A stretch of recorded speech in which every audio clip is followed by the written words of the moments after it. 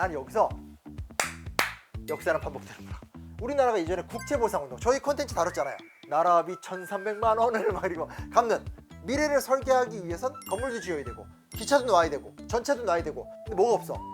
돈이 없어. 왜? 가난한 농업 국가니까. 또 일본이 어떻게 하는 거예요? 빌려줄게. 대신에 우리 기술을 써. 그러면서 기술이 정책되고 개발이 되면 될수록 이 국가는 더더더 본국에 종속이 되는 거죠. 이게 과거에 일본이 우리나라를 식민화시켰던 방법이고, 경제 저격수 퍼거슨이 이야기하는 건 미국이 똑같은 전략을 쓰고 있다는 거죠.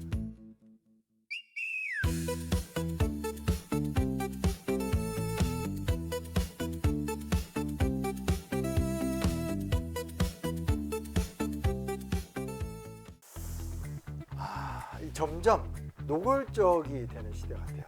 머릿속에 그 3,500억인가? 떠나질 않아요. 내 나라. 그래서 이제 우리나라에서도 트럼프가 유치한 독특한 효과 중에 하나가 미국을 굉장히 객관적으로 바라볼 수 있게 하는, 한국은 사실은 가장 반미 운동이 적은 나라거든요. 그 무풍지대죠. 우리나라에서 반미 운동이라는 게 뭐가 있어요? 미 문화원 방화 사건 이런 게 잠깐 있었지만 그건 거의 뭐 일탈이었죠. 그리고 그건 대학생들 내에서의 일부 흐름이었고 국민적 지지는 전혀 없었죠.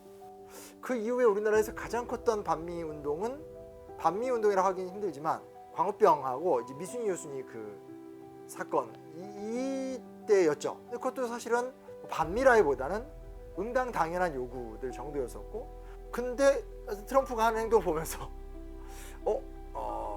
이런 시선이 드는 건 사실이잖아요. 그리고 어찌됐고 우리도 살아남아야 되니까 이런저런 좀 생각을 하게 되는 거고, 그러던 찰나에 진짜 재밌는 게 나왔어요. 제목: 경제 저격수의 고백.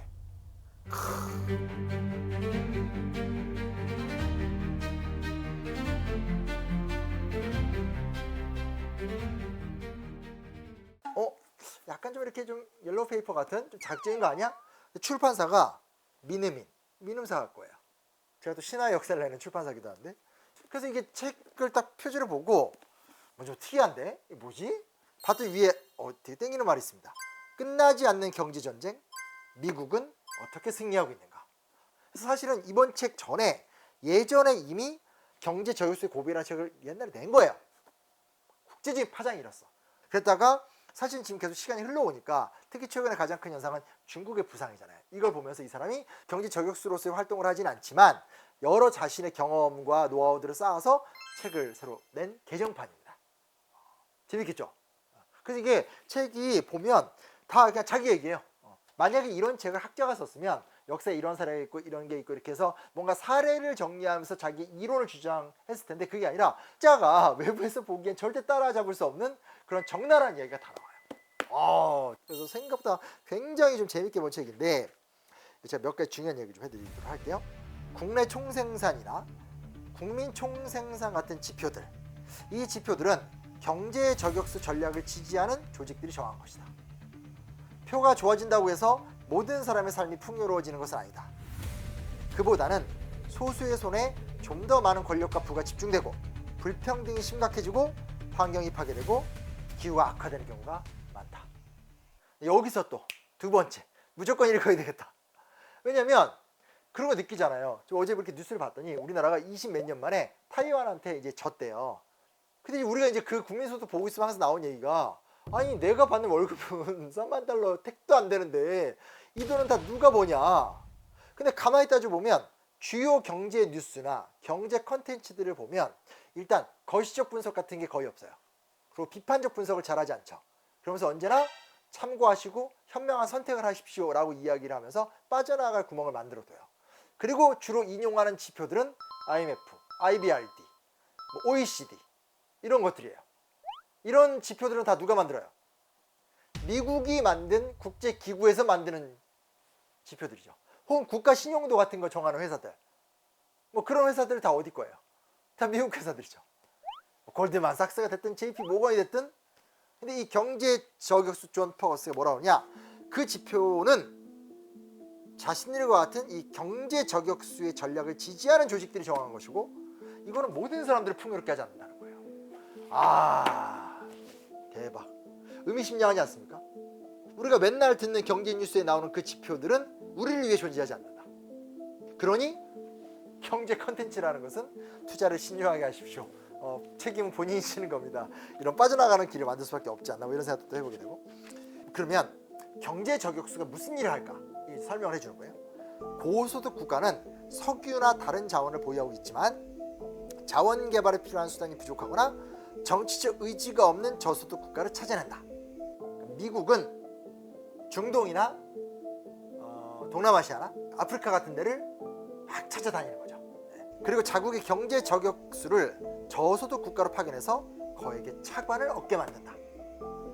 이 과정에서 저소득 국가가 소유한 미개발 자원이 담보 역할을 한다.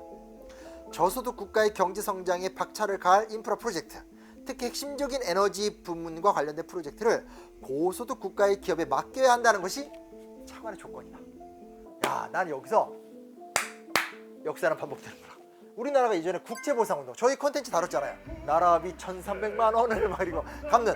그게 뭡니까? 일본이 우리나라에 들어와서 우리나라를 식민화시키기 위해서 하는 과정이 뭐예요? 우리나라에 돈을 막 빌려주는 거예요. 왜? 근대 정책을 해야 되고 개화 정책을 해야 되잖아요.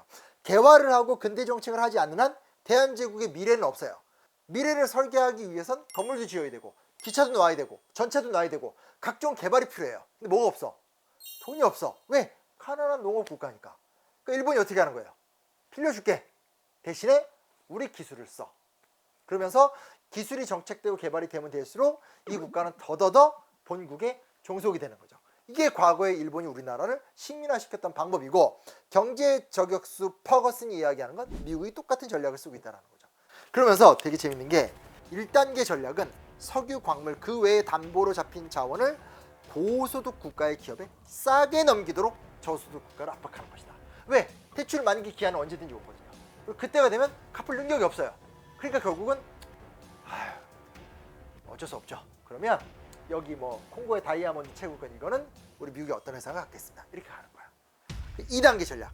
2단계 전략은 신자유주의 정책이라는 거야. 나 정말 신자유주의 관련해서 책 한 거 써야 될 것 같아. 뭘 부딪혀도 신자유주의가 다 나오고 있기 때문에 신자유주의가 뭔가에 대한 깊이 있는 성찰이 없고는 미래가 없는 것 같아요. 왜냐? 보세요. 신자유주의 정책이 도입이 되면 이게 되게 중요하다. 해당 국가의 정부는 부자가 내는 세금을 깎아준다. 대신에 부자가 아닌 사람들에게 영향을 미치는 임금과 사회복지는 삭감하는 식의 긴축 정책을 도입하고 정부 규제를 완화한다. 무슨 얘기냐? 신자유주의 정책이라는 게 돈을 빌려주는 거잖아요. 근데 저소득 국가의 특징이 있어요. 저소득 국가들은 정치가 대부분 부패에 있어요. 그렇죠? 혹은 꼭 부패에 있지 않더라도 낙수 효과라는 건 사실 거짓말이거든. 왜? 결국은 많이 가진 사람이 더 많이 갖고 싶어하고 많이 가진 사람이 돈을 버는 법을 안단 말이야. 그러니까 결국은 투자를 받으면 투자의 상당 부분은 사회적으로 지배층이 누려요. 그러면 피지배층들은 어떻게 돼? 우리나라가 어렵습니다. 고통을 분담해야 됩니다. 옛날에 우리나라 98년 외환위기 일어났었을 때 공익광고 중에 아이들이 뛰어다니는데 그 위에 돈이 붙어 있었어요. 돈. 이게 우리 아이들이 갚아야 될 미래다. 우리 정부가 그걸 해결하겠다. 뭐 이런 거 있었어요.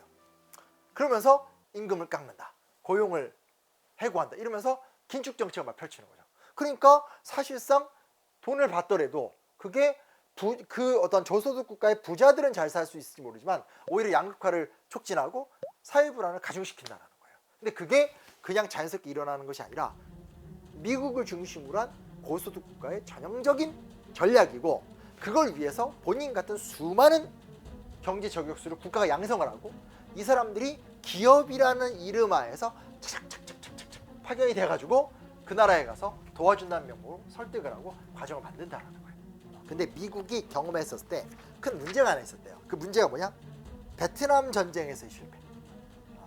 원래 그 전까지 쓰던 방법은 전쟁이었다는 거예요. 한번 전쟁을 빡 하고 나면 이기고 나면 그 지역이 황폐화가 되잖아요. 재정리를 해야 되니까 그때 미국 기업이 쫙 들어가면 되는 거예요. 근데 베트남에서 졌어. 또 하나, 핵무기의 공포. 핵무기를 통해서 일본을 이기긴 했지만 핵무기를 쓰는 걸 보면서 전 세계인들이 전율을 너무 이건 해도 너무한다. 어떻게 이렇게 해서 사람이 다 죽는 사건이 일어나냐 하면서 한 1960년대까지만 하더라도 가장 좋은 경제 저격수의 정책이라는 건 먼저 해당 국가에 시비를 걸고 뭐 여러 이유가 있겠죠. 트집을 잡아서 전쟁을 일으킨 다음에 전쟁을 수습하는 차원에서 기업이 들어갔다면, 베트남 전쟁 이후에는 전쟁보다는 기업을 진출시켜서 그 기업이 자유무역이라는 명목 하에서 경제적 성취를 거두는 수단. 하지만 그거를 그냥 뭐 애플 나가세요. 우리 마이크로소프트 나가세요. 이렇게 이야기하는 것이 아니라 사실상 자기 같은 아주 전문가들을 대거 양성을 해서 그 나라의 고위 관계자들과 실권자들과 다 관계를 맺으면서 유도를 하고 그 사람들이 생각하지 못하는 다음을 다 계산을 해서 그 나라를 이렇게 다 말려들게 만드는 구조로 간다라는 걸 쫙 설명하고 있는 거예요. 그러면서 자연스럽게 이 책에서 후반부의 30%는 중국 얘기가 나와요. 문제 뭐냐? 중국이 똑같이 미국처럼 하고 있다는 거예요. 중국은 미국이 잘 건드리지 못한 곳 혹은 미국에 대한 반감이 높은 곳을 집중적으로 포섭하기 시작했다는 거예요.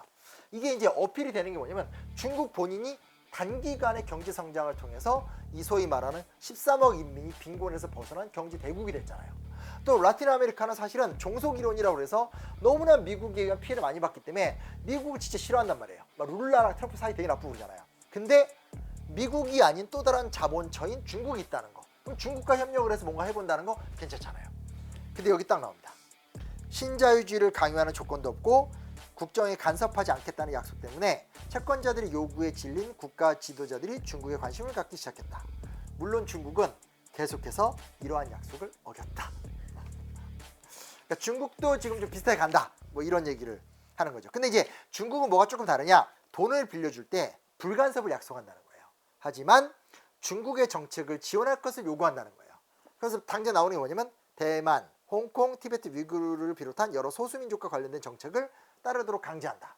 근데 이 얘기는 나는 읽으면서 이 얘기를 반복적으로 얘기하는데 실제 미국인다운 사고다. 왜냐하면 미국도 비슷하지 않나? 미국도 돈 빌려주면서 미국의 가치를 막 요구하잖아요. 그렇죠? 그래서 피단 이렇게 내정 간섭하지 말라는 얘기가 중국만의 일일까에 대한 조금 의심이 들었고, 두 번째 뭐가 있냐? 중국은 부패를 조장하는 부정적인 결과에 취약하다. 왜냐면 중국식 좀 새로운 전략, 불간섭주의가 오히려 그 나라의 지배층의 부정부패를 촉진시키는 뜻하지 않은 결과일 수도 있다는 거죠. 또 하나는 뭐가 있냐? 중국은 환경 문제에 취약하다. 본인들도 환경에 대해 잘 신경을 안 쓰기 때문에 다른 나라를 지원할 때도 환경 문제를 눈 감아준다는 거죠. 근데 하나 가장 중요한 문제는 뭐냐? 퍼킨스가 얘기하는 게 실제로 중국은 미국과 다른 정책을 펼친다고는 하지만 결국 미국과 유사하다. 이 사슬을 어떻게 끊어야 될까? 하면서 이제 자기가 했던 경험담 얘기를 쭉 한다라는 특징을 갖고 있습니다. 그러면서 이제 이 구체적인 얘기들이 하나하나 나오게 되는데요. 중국이 뭐에 강합니까? 청정에너지에 강하잖아요. 전기차, 바이오. 이번에 뉴스 보셨어요? 전 진짜 충격받았는데 요즘에 황사가 덜해지고 있다는 느낌 들지 않으세요? 저쪽에 신장 위구르나 내몽골 이런 쪽 사막에다가 태양광 발전소를 쫙 설치한 거야. 근데 그러면 태양광 발전소가 뭔 상관이 있을까 생각하잖아요. 근데 태양광 발전소가 세워지면 그 밑에 그늘이 형성되잖아요. 그 그늘 때문에 그 밑에 있는 땅에 습기가 유지가 된다는 거야. 그래서 그 밑에다가 농사를 지어서 엄청나게 농업이 번성을 하면서 실제로 중국의 사막 지역에 지금 농업혁명이 일어나고 있어요. 그러니까 최근에 와서 지금 보면 예를 들면 미국이 기후협약을 탈퇴하려고 한다라든지 혹은 다시 이제 재래식 화석연료로 가려고 한다라든지 혹은 결국 원자력이다. 근데 그런 배경에는 사실상 이제 소위 말하는 이미 경제 저격수의 관점에서 중국은 친환경 재생에너지 기술을 경제 저격의 수단으로 쓸 수 있는 준비가 됐고 공교롭게 여기서 지금 미국이나 서방을 밀렸다. 이런 얘기도 하고 있는 거예요. 관점이 좀 달라지게 되는 거죠. 그리고 그 중에 이제 또 하나 또 되게 재밌는 얘기를 하나 해드리면 1970년대 때 이게 닉슨이 이제 추진했었던 활동이거든요. 근데 사실은 그 당시에 이스라엘에 대한 원조 문제를 두고 닉슨이 의회의 승인을 가까스로 얻어서 22억 달러에 달하는 차관을 이스라엘에게 지원한 거예요. 그랬더니 중동국가 난리가 난 거야. 그래가지고 긴 기간은 아니지만 사실상 좀 짧은 기간 동안 석유 수출 중단 조치가 있었어요. 그러니까 금수 조치인 거죠. 수출을 안 해버린 거예요. 그래서 이때 석유 수출이 딱 중단이 돼버리니까 여파가 너무 큰 거를 느끼면서 야 석유가 굉장히 심각하구나를 미국이 자각을 해요. 이 석유와 관련된 뭔가 달러 정책을 취하면 우리가 뭔가 잘 될 수 있겠다라고 하면서 사우디아라비아랑 쉽게 말하면 결제 방식을 딱 정형화시켜버린 거예요. 그게 소위 말하는 EU나 일본의 도전이 있었음에도 불구하고 지금까지 기축통화로 유지되는 데 있어서 가장 중요한 기준이 되는 계약이거든요. 거기까지는 우리가 미국이 머리가 좋네, 역시 중간에 잘리긴 했지만 닉슨 짱, 이런 얘기를 할 수 있어. 근데 제가 이 책을 여러분들한테 추천하게 된 결정적 배경이 뭐냐면 사우디아라비아의 입장에서 보면 석유 가격을 인상해 벌어들인 이 추가 수입은 축복인 동시에 재앙이라는 거예요. 왜? 그전까진 덜 살아도 아주 도도한 이슬람 국가였잖아요. 근데 국고에 수십억 달러가 막 쌓이는 거야. 근데 얘네들은 와하브주의라고 해서 이슬람의 분파인데, 와하브주의 이 어떤 이슬람의 정통 교리가 너무 안 맞는 거예요. 근데 세상에 제일 무서운 게 뭐예요? 국가 안에 돈이 많이 쌓이면 대부분의 사람들은 망가져요. 그래서 뭐가 나오냐면 무슨 문제 되냐? 야, 이 말이 기가 막혀요. 보수적인 신앙이 새로운 형태의 물질 만능주의로 바뀌었고, 물질 만능주의의 확산은 또다시 석유 파동이 일어날 거라는 두려움에서 벗어나는 해결책이 되었다. 플러스 무엇보다 중요한 게 뭐냐? 사우디아라비아라는 엄숙한 와하브주의 이슬람 국가가 물질 숭배 국가로 바뀐 거야. 돈을 계속 써. 그러면 이 사람들이 뭘 쓰겠어요? 그전까지 그냥 지역에서 직조된 천을 두르다가 갑자기 막 샤넬 두르고 막 이럴 거 아니야? 아니 실제로 그 유럽이나 이런 데 아니면 카타르나 이런 데 공항 가보시면 실제로 그 차도로 같은 경우도 샤넬 차도로, 명품 차도로, 이 차도로 종류가 수백 가지예요. 그래서 그런 것들을 이제 입고 또 다음에 결국은 돈이 생기니까 못하던 걸 할 거 아니에요. 야, 우리도 기차도 놓고 뭐 우리도 뭐 이렇게 항만도 확충하고 다 어떻게 해요? 기술이 없는데. 그러면 미국 기업이 들어오는 거지. 차착착착착착. 그러니까 결과적으로 누가 이겨요? 미국이 이기는 거예요. 이런 게 계속 묘사가 되다가 마지막에 누가 나오냐? 아, 오랜만에 나왔어요. 아델프시가 나오더라고. 이 책을 보면 이라크란 나라가 얼만큼 다양한 형태로 미국의 경제 저격수들이 보기에 유용한 곳인가가 상세하게 서술이 돼요. 근데 이라크 누가 있었어요? 사담 후세인이라는 독재자가 있었죠. 쿠웨이트 걸프전을 한번 일으켰었고, 그 다음에 결국은 아기축 사건이 일어났었을 때 사고를 친 건 탈레반인데, 탈레반을 잡으려면 아프가니스탄으로 가거나 파키스탄으로 가야 되는데 그게 아니라 이라크랑 전쟁을 일으켰잖아요. 불법 생화무기가 있을 것이다, 있을지도 몰라 해서 전쟁을 일으켰어. 없었어. 푸시 뭐라고 그랬어? 없어도 위험하다. 그리고 지금 현재 이라크 재건 사업에 들어간 기업들 대부분 다 텍사스 석유 재벌들이다. 이 얘기가 되게 자세히 나온단 말이에요. 그리고 제일 마지막에 가면 모두가 노력해야만 바꿀 수 있다. 당연한 것이라고 여기면 안 된다는 거예요. 근데 이건 전 되게 중요하다고 생각하는 게, 저희 채널에서 욕을 먹어도 계속 이야기하는 게, 당연하다고 여기면 지금도 일제강점기일 것이고, 당연하다고 여기면 지금도 신분제 사회일 것이고, 당연하다고 여기면 여전히 여성들은 교육을 못 받을 거예요. 당연하다고 여기지 않는 인간의 독특한 노력과 모험과 도전을 통해서 세상이 바뀌어온 거죠. 그리고 진보해왔고 나아졌죠. 이 사람의 마지막 질문이 그거예요. 자기는 애국한다는 심정으로 경제 저격수로 살았는데 돌아보니까 내가 한 건 깡패짓과 나쁜 짓밖에 없다는 거예요. 그래서 바뀐 거죠. 이걸 폭로하고 이야기를 만들고 담론을 제안하는 거예요. 그리고 뒤에 가면 이제는 지금 전 위기가 단순하게 인간들의 위기가 아니라 지구적 위기를 전환이 됐다는 거죠. 그때 우리는 각자의 영역에서, 혹은 우리가 연대를 해서, 혹은 국가의 범주를 넘어서서, 혹은 국가로서 어떤 역량을 갖춰가면서 시대를 변화시킬 수 있는가. 열린 결말이라고 하기엔 마지막도 굉장히 성실하게 나름대로 방향을 다 짚어줘요. 그리고 항상 제가 이야기하는 거지만, 우리나라에는 왜 이런 저자들이 적은가? 특히 우리나라는 왜 재벌이나 경제나 미국이나 이런 게 사실 더 근본적인 문제잖아요. 그 문제들 앞에서 과감한 담론을 내놓는 사람들이 별로 없을까? 왜 우리의 담론은 맨날 그냥 정치인 얘기만 나올까? 그런 부분에서도 참 도전이 되는 책이었고, 하지만 이분이 현장 경험을 위주로 얘기했었기 때문에 그냥 되게 재밌게 이런 사고도 치셨어? 이러면서 재밌게 읽을 수 있는 책이다 라고 이달의 책으로 제가 꽝꽝 추천합니다.